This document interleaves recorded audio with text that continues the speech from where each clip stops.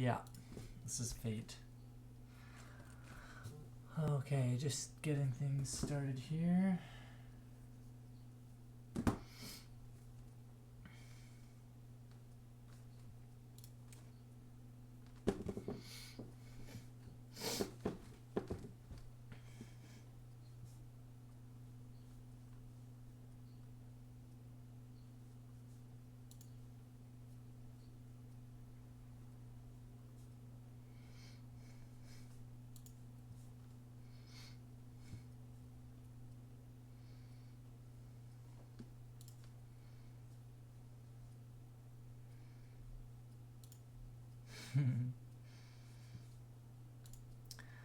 Okay, I just have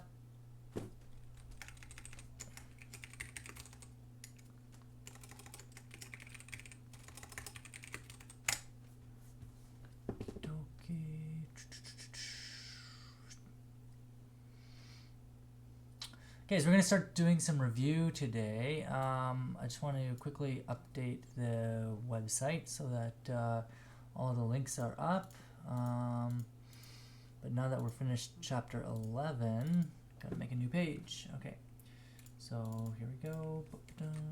Paste, and there we go. Done. Okay. So I spent part of today on the AP Classroom website, and let me just get some other people on Discord in here because I see people are online but not in the chat. Let me fix that.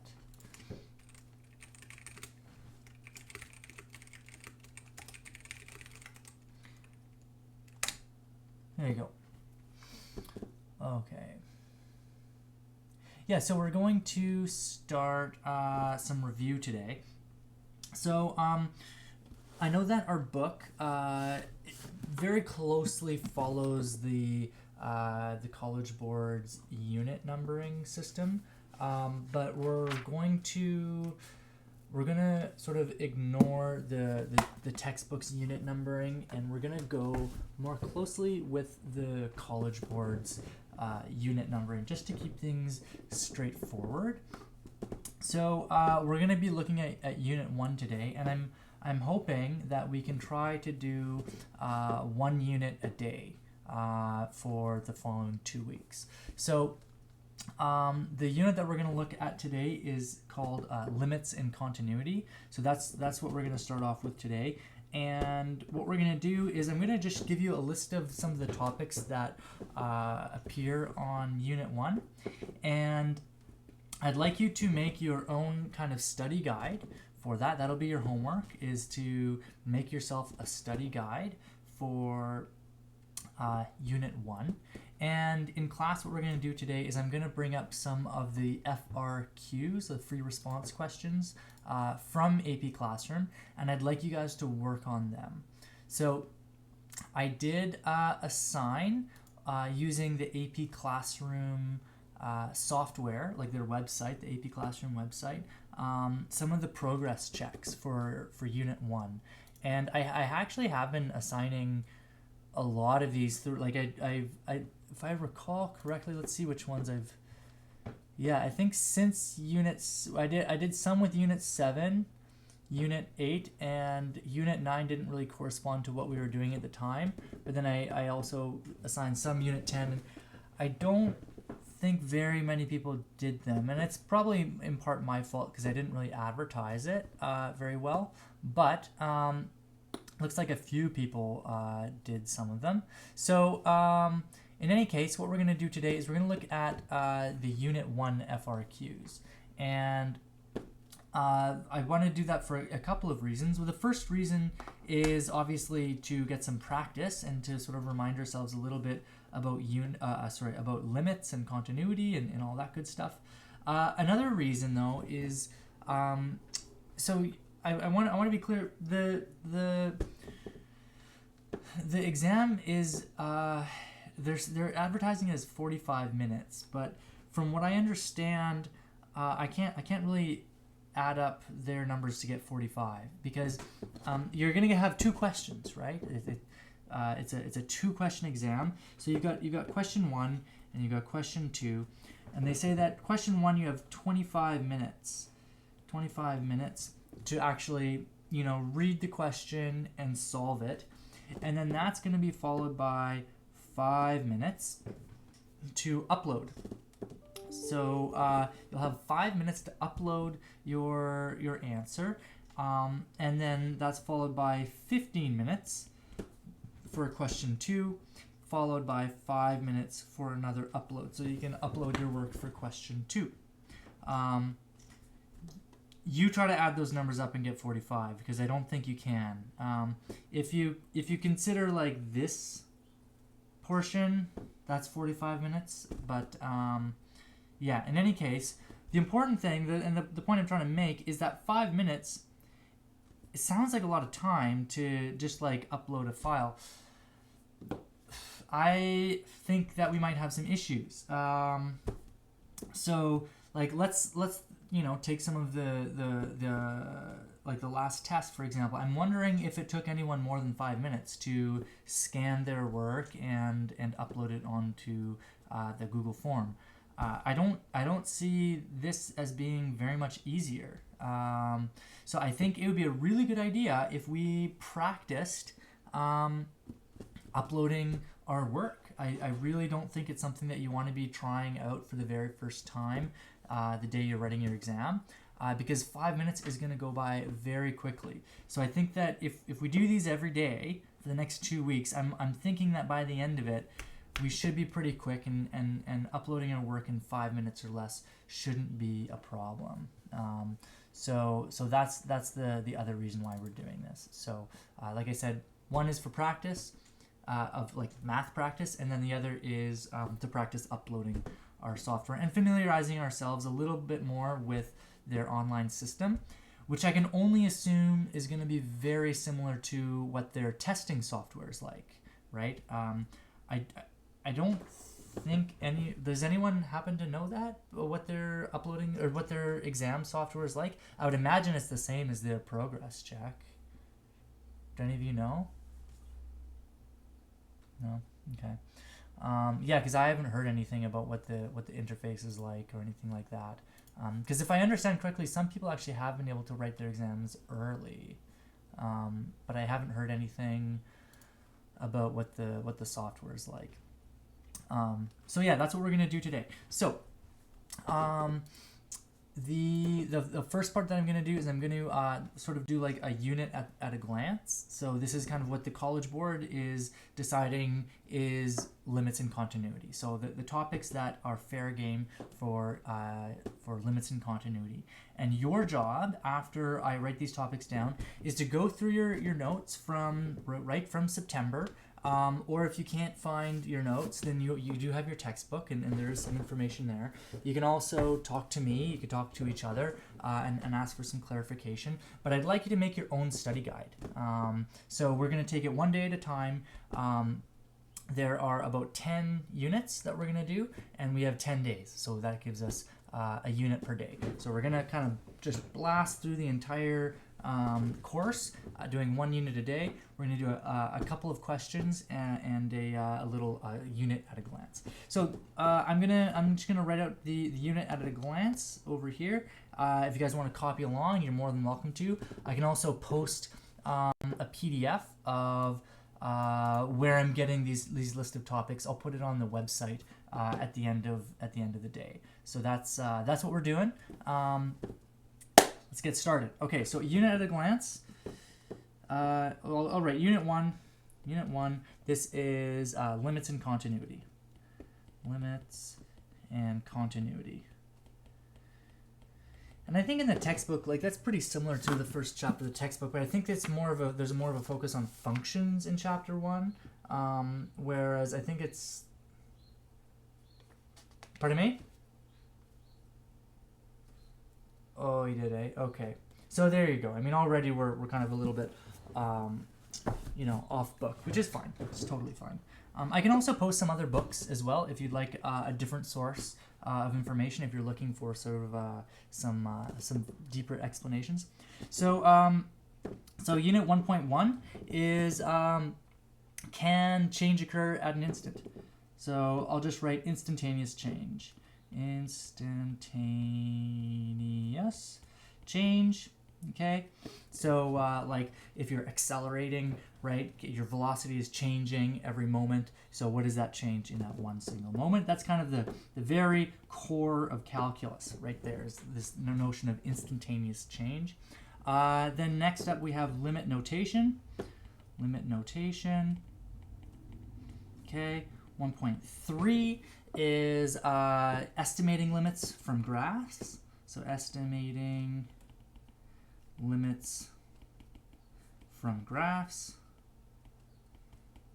Okay, 1.4 is estimating limit values from tables. So estimating limits from tables. Okay, the next one after that is determining limits using algebraic properties of limits. So I'll just write evaluating limits. Evaluating limits with algebra. Okay, so that would be like, canceling common factors among the numerator and the denominator, and hopefully that lets you take a limit precisely. Okay, and 1.6 is pretty much the same thing. So 1.6 is determining limits. Yeah, we'll just skip 1.6. It's the same thing. So we'll just do 1.7, which is just more evaluating limits. So really this is like the big one, is evaluating limits. I mean, and that should come as no surprise, right? Like when you think of limits, you think of evaluating limits, right? It's not just all the concepts that go around it. So I'll just write 1.5 to 1.7, 1.5 to 1.7. Those are all evaluating limits using algebra. 1.8 is using the squeeze theorem. 1.8 is the squeeze theorem. Okay, that's where if you have like sort of like an upper bound and lower bound, and their limits as you reach a certain point are equal, then anything in the middle also has to have that same limit, right? Great little theorem, very useful. The squeeze theorem is one of those theorems that's used in a lot of other theorems as well, so it's a really important theorem in that sense. 1.9 is different representations of limits. Identify a re-expression of a mathematical information. Yeah, I don't think that we're gonna have to make a little explanation of what that is. Okay, types of discontinuities. So let's talk about 1.10, which is discontinuities. Discontinuities. Okay, what are the different types? Types of discontinuities, right? There's like a jump discontinuity and asymptotes and things like that. Okay, next up we have continuity at a point. Continuity at a point. Okay, 1.12. 1.12 is confirming continuity over an interval. So I'll just write continuity at an interval. I should say over an interval actually. So continuity over an interval. 1.13 is removing discontinuities. Discontinuities.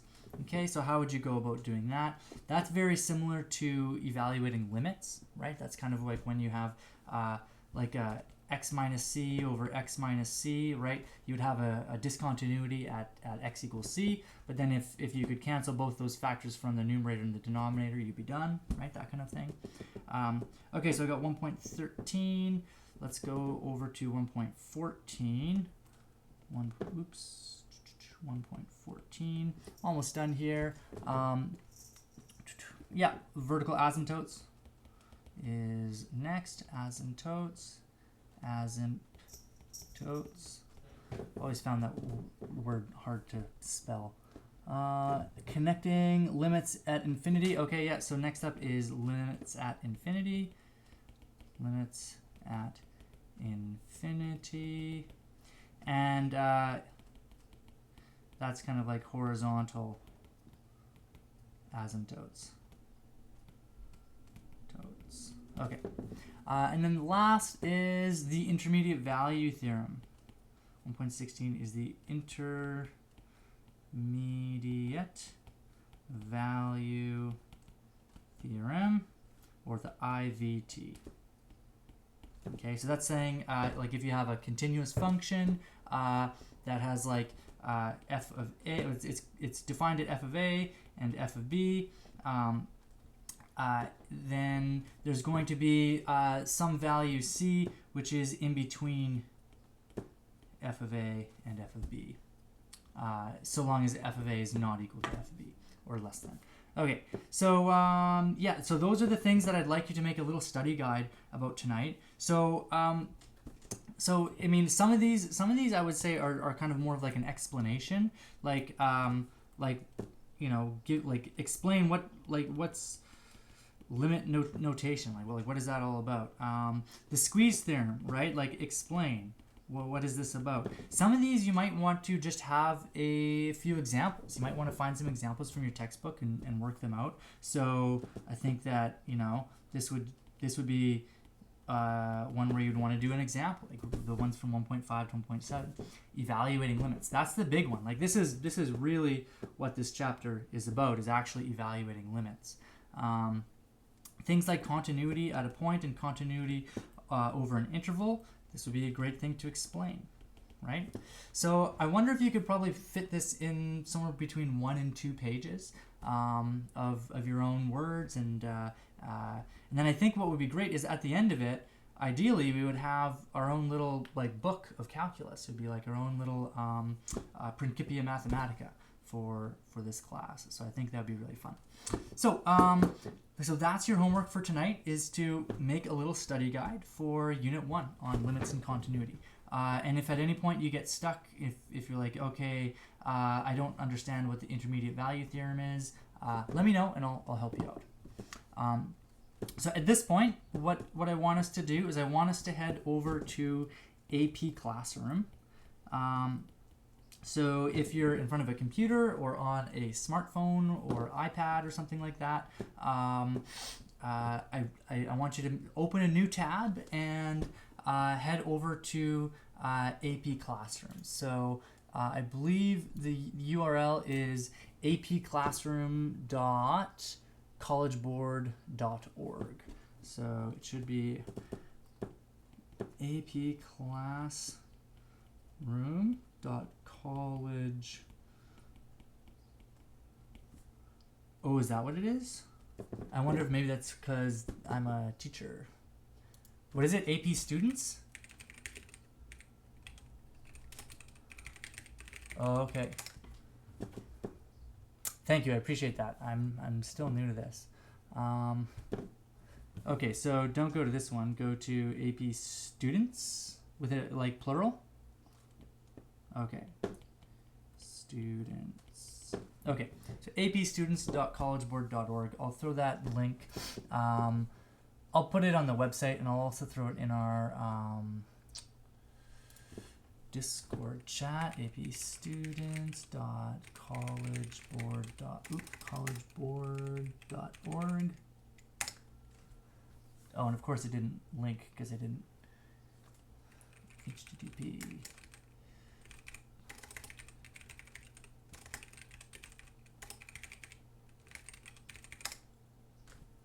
Why won't it link on Discord? That's weird. Oh, because I had 3 T's. HTTP. Okay, one more time. There we go. Okay.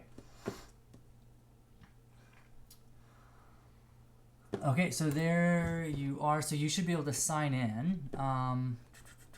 Let's see. Yeah, with your username and password.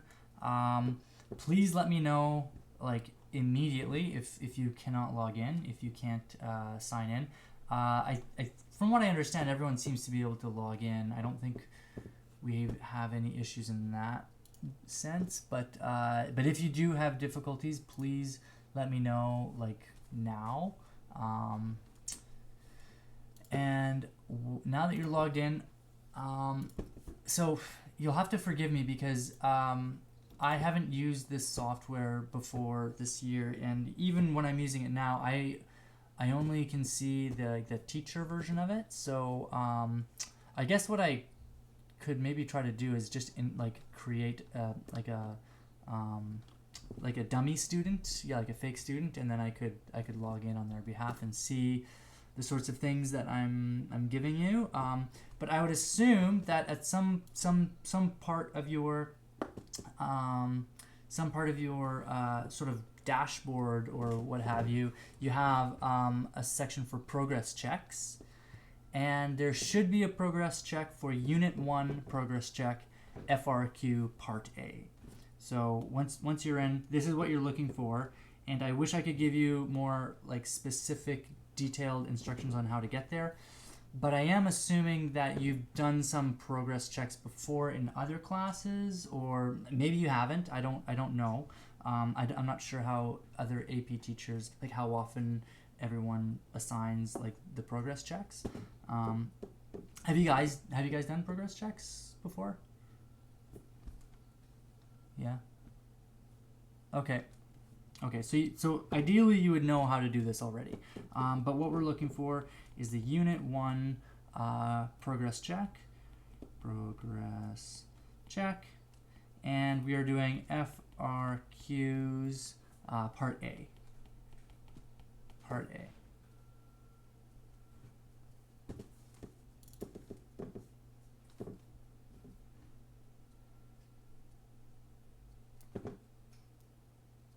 Mm-hmm.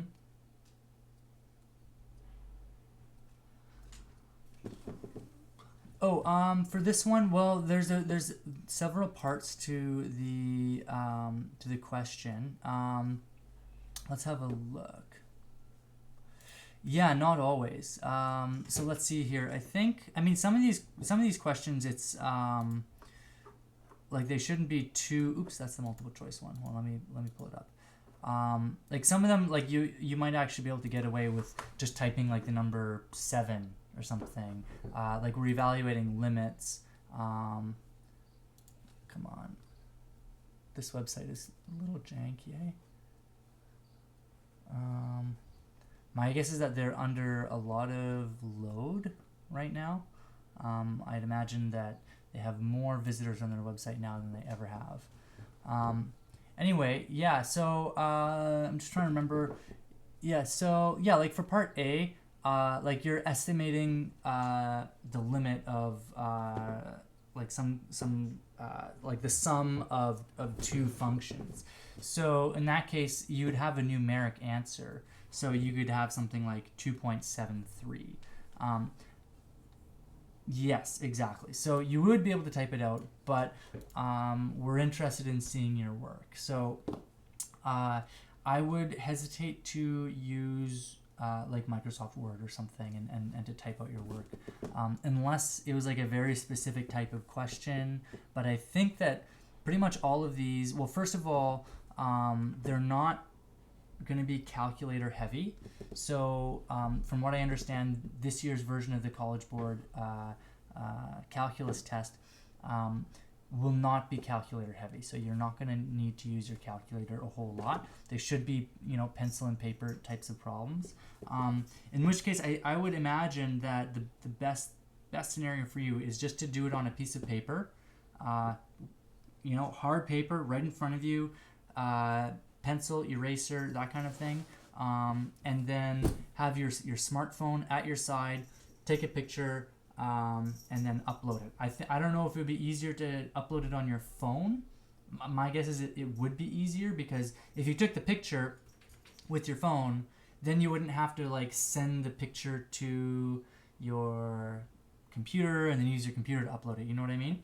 So I think it'd be better if you had that's kind of what this next 2 weeks is kind of, I'm hoping we can accomplish, is to determine what is the best way to upload your work, and for us to get the hang of it. Go ahead.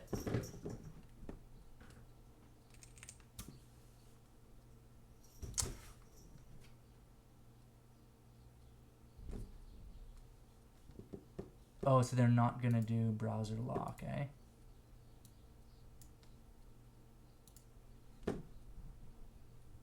Okay. Yeah, I think another thing that I could do too is we could have kind of a mock test, because you can use the progress check. I can assign these as a test instead of just like an assignment. Oh, it looks like a few people are already submitting some solutions here, which is great. I got four solutions in this Unit 1 progress check already, so that's great. Yeah, so, oh, now it signed me out, whatever. Okay, so yeah, that's what I would like us to do for the remainder of the class, is to work on this progress check.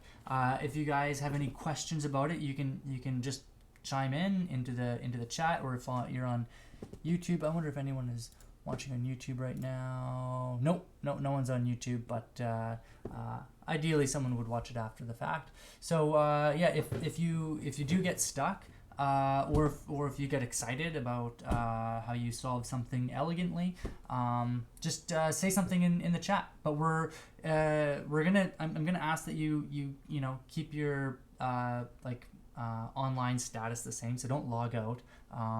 So I think that we have another 12 minutes. So I think that we could probably bang out like the first couple sections of this question. It's like a multi-part question.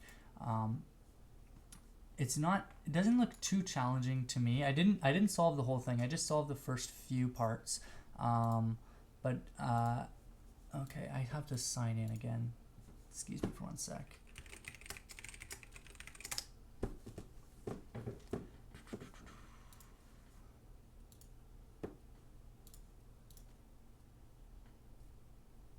Okay, here we go.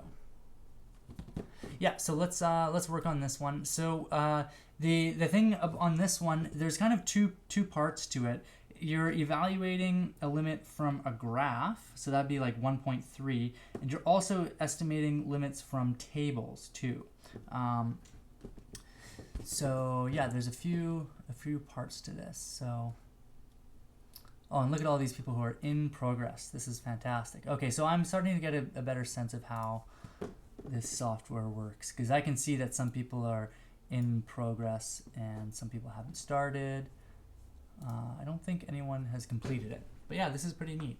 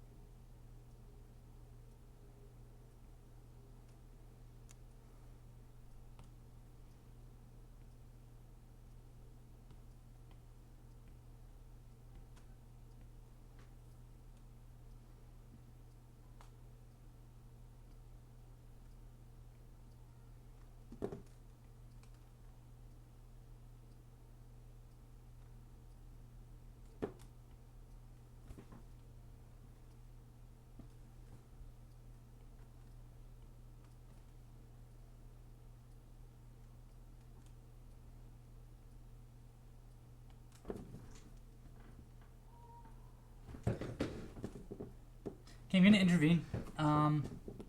So I'll give you maybe 30 seconds to kind of finish your thought. I don't want to interrupt you too much, but I do want to talk about one question here. Give you another 10 seconds or so just to finish whatever you're in the middle of.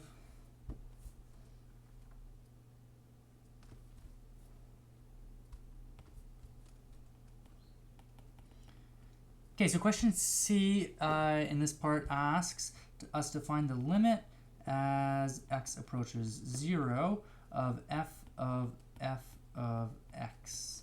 Okay, f of x.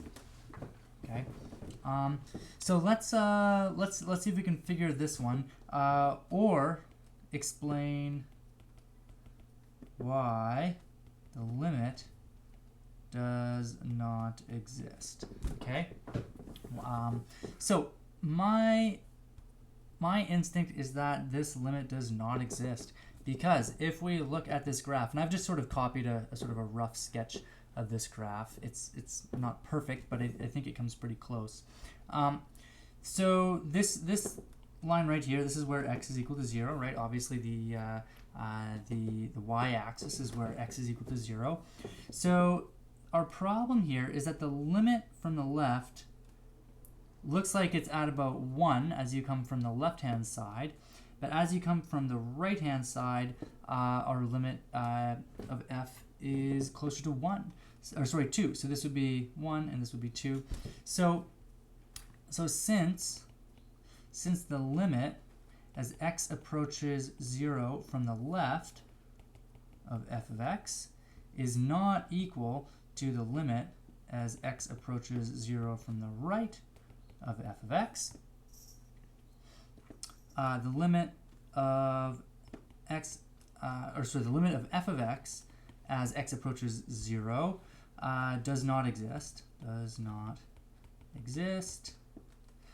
Therefore, the limit as x approaches 0 of f of x does not exist. Okay, because if you're trying to evaluate a function at a point that doesn't exist, then then that function does not exist at that point because it doesn't have a point. So yeah, I think one common mistake that I could imagine somebody seeing, or I could see somebody doing, is they could say, okay, well, who cares about the limits, right? This function is defined, right? This, like, f of 0 is actually equal to 2, right? Now, just because f of 0 is equal to 2, this does not imply that the limit as x approaches 0 of f of x is equal to 2, right? These two things, they do not mean the same thing, right? So even though our function is defined at 0, its limit is undefined, because the limit as you approach from the left is not the same as the limit as you approach it from the right. Okay, so I saw that question. I thought that maybe you might be tempted to make that mistake. So so it's 2 o'clock now. For your exit slip today, it's going to be more about feedback. I kind of just want to get a sense of how we're doing here with our review. So as far as the review is concerned, I did sort of take into account some of the suggestions that you had about the review. I know that a few people, you're not ready. Okay, I'll have to take a look at some of these other messages later. Okay, sure is good that, like, we're making these mistakes when it doesn't really matter, right? It looks like in the chat someone has made a mistake and uploaded like a blank document or something like that. I don't have time to read all of this while I'm talking aloud, but yeah, so this is kind of why we're doing this now, because I would hate for that to have happened day of, right? So anyways, the exit slip for today is, and I just want you to be honest, so how do you feel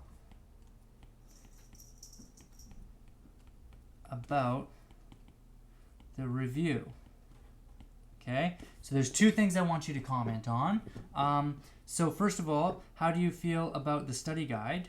Study guide.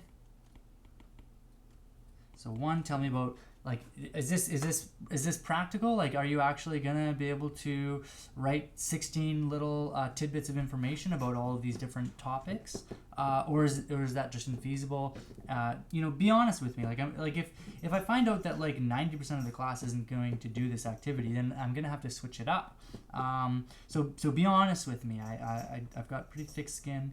I'm not gonna be offended if you tell me that this isn't something you're interested in doing, or if you think that it's not gonna help you learn. So tell me about that, and then 2, tell me about the FRQ questions.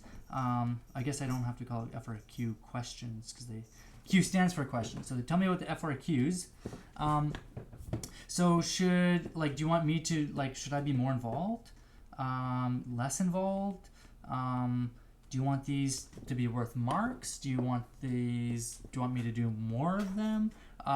Just tell me what you think about this, because I think that this could work. I really do. I think that if we did this every day for the next 2 weeks, I think we'd be in good shape. But if you think that there's a better way to do this review, let me know, and I'll do what I can. So first of all, this is the first time I've taught the College Board calculus, and second, this is the first time I've done online teaching. So definitely, I'm not locked in to any kind of methodology here. So let me know how it goes. So that's your exit slip. And like I said, if you get stuck on any of the problems, by the way, there's 2 parts to the question. There's the question 1, which is you're given the graph and the table and everything, and then there's question 2, which is it's more of an algebraic one, and you're kind of solving for these variables a and b, and c, it looks like, too. So let me know. It looks like a couple people need some technical support, so as soon as I get offline, I'll hang out in the chat for maybe another 10 minutes or so while I try to diagnose these problems. And in the meantime, stay in touch if you are stuck or struggling with anything, and I'll talk to you guys tomorrow.